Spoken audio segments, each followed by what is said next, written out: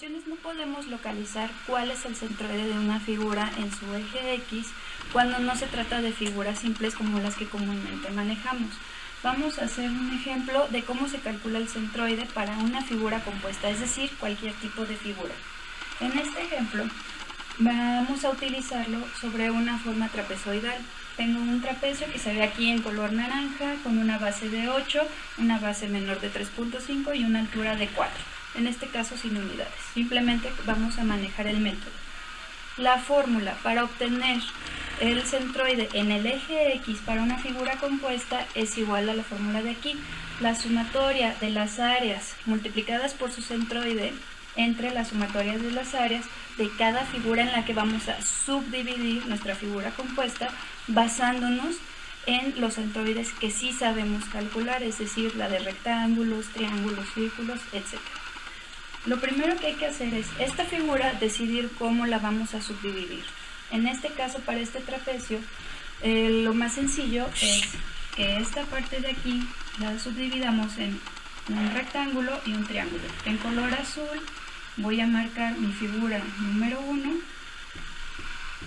que va a ser en este caso el rectángulo, y con punteado de color negro voy a formar mi figura número 2, que se trata de un triángulo.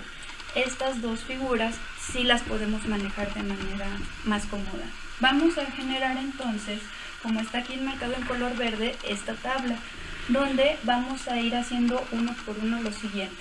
Empezaremos pues con la figura número 1, que es el primer encabezado de la tabla, y posteriormente vamos a ir calculando las diferentes secciones. La primera sección es el área. Entonces, esto es muy sencillo. El área va a ser igual a base, que son 3.5, por la altura, que son 4. Por lo tanto, vamos a tener un área de 14 unidades. Ahora, lo que sigue es muy importante. Vamos a tener que calcular el centroide de cada una de las figuras, pero lo que es fundamental es localizar desde dónde voy a medir ese centroide. Para tener un convenio general, en la esquina inferior izquierda vamos a poner nuestras coordenadas de origen. Este va a ser el origen desde donde vamos a trazar coordenadas para el centroide. Para nuestro centroide, en la figura de color azul, que es el rectángulo, el centroide se encuentra, si bien recordamos, justo a la mitad. Entonces, si tenemos que es justo la mitad se mediría desde aquí hasta este punto. La mitad de 3.5 es 1.75. Entonces, como mide de aquí para acá 1.75, solamente anoto aquí en la tabla 1.75. Estas son las distancias que voy a estar anotando que hay de cada figura de su centroide hacia mi punto de origen. Posteriormente voy a multiplicar esta columna por esta, 14 por 1.75, lo cual lo anotamos aquí, va a ser 14 por 1.75. Y mi resultado son 24.5. Hasta ahorita solamente estoy haciendo lo relacionado a la figura 1, su área, su centroide con respecto al origen y el multiplicar área por centroide. Ahora lo hacemos con la figura número 2. La figura número 2, que es el triángulo, vamos a sacar lo que es su área. Para eso necesito la medida que hay de aquí a acá, que serían 8 menos 3.5, 4.5. Entonces mi área va a ser igual a la base, 4.5, por mi altura, que son 4, y eso entre 2. Nos da entonces un área de 9 unidades. Hasta aquí todo sigue siendo sencillo.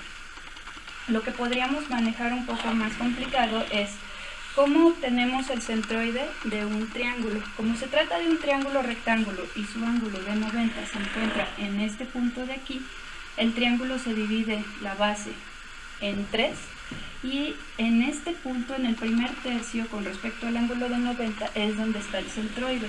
Yo necesito saber cuál es la distancia entre el origen y el centroide.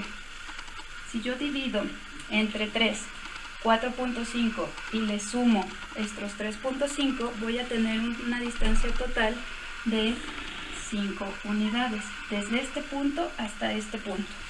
Entonces aquí voy a anotar 5. Si yo divido lo que es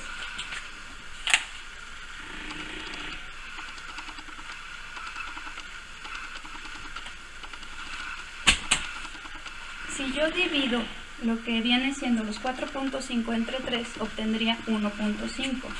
Este pedacito de aquí mide 1.5 unidades. Entonces 1.5 más 3.5, por eso obtengo este 5 de aquí. El centroide del triángulo sí es 1.5, pero para esta tabla, además de saber el centroide, tengo que saber la distancia que hay con respecto a un origen. Y ya nada más nos quedaría multiplicar 9 por 5 y tendríamos 45. Bueno, 9 por 5. Ya que tenemos completa, aquí la figura 2, la tabla, tengo todo lo de la figura 1, todo lo de la figura 2. Si tuviese otra figura en la que hubiera subdividido en más figuras, habría hecho hacia abajo más filas y simplemente continúo haciendo la misma metodología. Ya que tengo esta sección, lo único que resta es esta columna de áreas, porque así lo pide la fórmula. Voy a hacer una sumatoria. Entonces sería 14 más 9 y voy a tener un total de 23. Después sumaría 24.5 más 45, me da 69.5. Estas son las sumatorias que se aplican aquí en esta fórmula. Ya nada más nos queda hacer la sustitución. Despejando ya el pizarrón, tengo los datos que obtuve de la tabla, que fueron los anteriores: la suma de áreas, 23 unidades, la sumatoria del producto de área por centroide, 69.5. Esta es la fórmula para obtener el centroide en X y sustituyo.